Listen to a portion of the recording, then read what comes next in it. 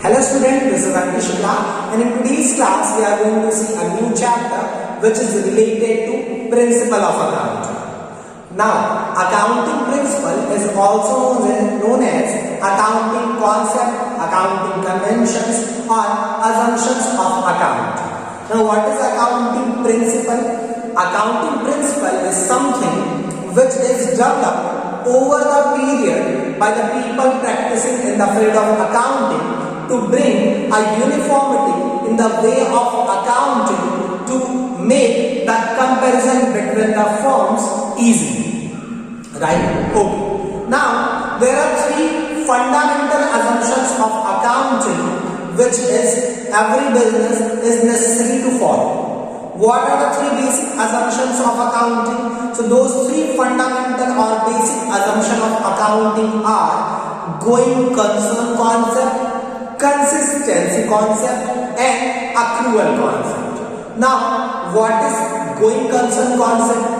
As per going concern concept, it is assumed while doing accounting that our business will run for a longer period and it will never stop. Okay. Every accountant or the business do accounting keeping this thing in mind that our business will never stop and it will go for a long. That was our going concern concept. Next basic assumption of accounting is consistency principle or consistency concept. What consistency principle says? Consistency principle says that while doing accounting, whatever the method of accounting you are following, you will not change that method of accounting year to year. Means every year the method of accounting or the basis of accounting will be same, so that you can compare the result of one year with the result of next year. Right? The third assumption of accounting is accrual concept. Now, what accrual concept says? Accrual concept says you will record all the expenses in the same period in which that expenses is incurred to earn the income of that period. It doesn't matter whether that expenses were in cash or not in cash. Means we will record all the expenses and incomes in the basis of their happening in the period. It doesn't matter that particular expense or income transaction was in cash or was not in cash. The only thing which is important is that it should be related to that particular year. Now, those three were our basic assumptions of accounting. There are some other accounting principles as well. So let's understand those other principles one by one. So the first principle in that other category is accounting entity concept or separate business entity concept. Now, what separate business entity concept says, as per this concept, every business will be treated separate from its owner for the viewpoint of accounting. Means, while doing accounting, you will assume that businessman is someone else and business is something different. You cannot relate these two. Means, if the owner of the business is doing any transaction from the business, you will assume or you will think of that particular transaction as that has been done with some other person. That's why we record the transaction of capital and the transaction of withdrawing of capital, that is drawing. Okay, that is separate business entity concept, which says business is different and businessman is different. Our next principle is money measurement concept. What money measurement concept says is very simple. You will record only those things in your books of account which you can measure in terms of money. Anything which is not measurable in terms of money will be not recorded in our books of accounts. Right? Now, next principle is accounting period concept. In going concern concept, we have assumed that our business will go for a long run and it will never stop. So, in that case, sir, when we are going to find our profit? why we will do what? We will divide the life of the business in certain periods, right? And for the end of that period, we will find profit or loss of the business. Normally, that period will be of 12 months, and that is known as accounting period. At the end of every accounting period, we try to find the financial position and financial performance of the business. Means what is the situation of asset and liability, how much profit or loss business earned this year. Next concept is revenue recognition concept. Now what revenue recognition concept means? See what revenue means. Revenue means the amount which we are getting from doing our main operation. Means if you are selling some goods, the amount you receive from the sale of that goods is your revenue. But if you are a service provider, you don't sell goods, then the amount you receive by giving that service will be revenue for you. What revenue recognition concept says? Revenue recognition concept deals with this thing that, sir, when we should recognize the revenue. Means if you, let's suppose, if you are selling goods, so if you sold goods to someone, revenue recognition means when we should consider that we actually sold. Means in which period we should record that sale as sale. Now one thing, as per revenue recognition concept, there can be two things. Either you are the provider of goods or you are the provider of service. So if you will give goods, you will receive some amount as a sale, or you can sell on credit also. If you are the provider of service, you will receive some amount for service. In case of goods, revenue will be recorded or recognized only when the ownership of that goods is transferred, right? And in case of service, revenue will be recognized only when you have given the service. It does not matter whether you have actually received the money for that or not. Let's take an example. You sold some goods to your friend for, let's suppose, 5,000, right? So when we should consider that 5,000 as sales? Now see one thing. Your friend, you have transferred the ownership of that goods. Okay? You have received the money from your friend. Now you can record that amount as revenue in your business because you have transferred the ownership. Even if your friend has not taken the delivery of that goods, even if that goods is still lying in your godown, because you have transferred the ownership, so we can recognize the revenue. Okay, that was our revenue recognition concept, which says for goods we will record revenue when the ownership is transferred. For service, we will record the revenue when service is ultimately provided. Our next concept is verifiable objective concept. It is also known as only objective concept. Now what objective concept says?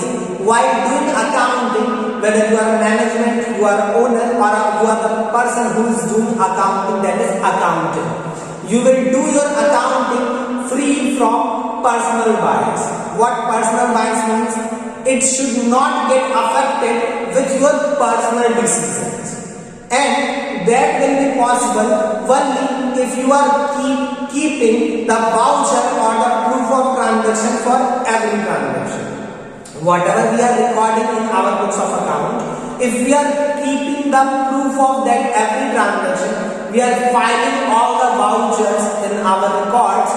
Now we are having, for every transaction we are having proof. So we will not record any transaction for which we don't have any proof, right? Means you are doing everything which is actually happening, and you are not recording anything which is bogus, which is not available, right? Only that way it will be free from personal bias. Means it is not getting affected by your personal decision. Sometimes it can happen that management have recorded more sales or more assets to show good financial situation, right? To keep that thing away and show the real thing, we should record those things for which we have voucher. means we should follow the verifiable objective concept. Next concept is matching concept. Now what matching concept says? Matching concept says that your income should be matched with the expenses you incur for earning that income. Right? What it means? You will record in whatever year you are recording a particular income, you will record the expenses made to earn that income in the same year. Right? So let's suppose you generated a sale of 5 lakh, and to generate that sale you made expenses of, let's suppose, 4 lakh. So in whatever year you are recording that 5 lakh of sale, in the same year you will record that 4 lakh rupees of expense. That is known as matching concept. To match the expenses or cost of income with the same income. Right? Okay. It simply means that you will record the expenses or cost in the same year in which you are recording the income generated from that cost or that expense. Our next concept is historical cost concept. What historical cost concept says? It says that you will record your assets normally at the cost at which you acquired that asset. So let's suppose if you purchase the asset for rupees 5 lakh, you will record in your books your asset at rupees 5 lakh. Now after 1 year or 2 years, that 5 lakhs is the cost of past period. That's why it is also known as historical cost concept, which says to record asset at the cost at which you acquired that.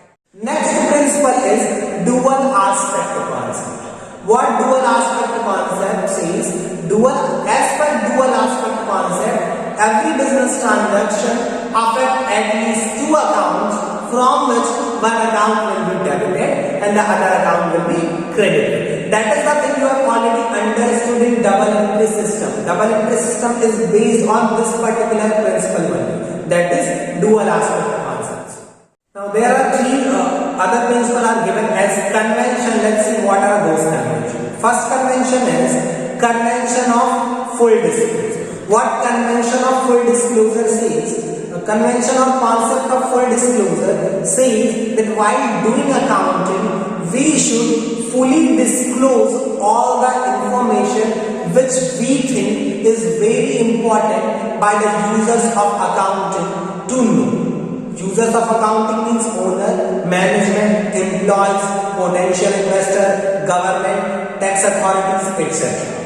These are the people who are the users of your accounting, means they will see your accounting data. So you should disclose all the accounting information fully. That is the meaning of full disclosure. For example, there is a case filed against your company, your business. And it can be possible that either you lose or you have to pay some money for that. So that is an important information. You should disclose that information as contingent liability. Even if you are not showing that in your balance sheet, then in notes to account as a note that this is the case that is against us and maybe we have to pay this much amount as a compensation. That is our convention of full disclosure, to record every important information.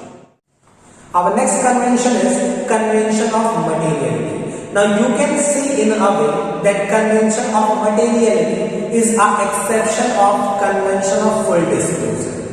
What convention of materiality says? That you will ignore all those information which are immaterial, which are not important. Otherwise, if you are recording everything in your accounting information will be overburdened, right? So, as the materiality concept, we will record all the information which is material and we will ignore all those information which are immaterial, which are of no significance. Now, let's come to our last principle, which is convention or principle of prudence or conservatism. What prudence or conservatism says? That you will record expected losses but you will ignore expected profit. What it means? It simply means that if you are thinking that you can make some profit, there is some expectation that you will earn this much amount of profit. You will not show that expectation of profit in your books of account. But if you are assuming that there could be some loss, that means there is some expectation or anticipation of some losses, still you will record that thing. Okay, so we will record all the expected losses, but we will ignore all the expected profit. So that was all the thing related to accounting principle. I hope all the principle is clear to you. That's it for today's video. This is Ankit Shukla signing off.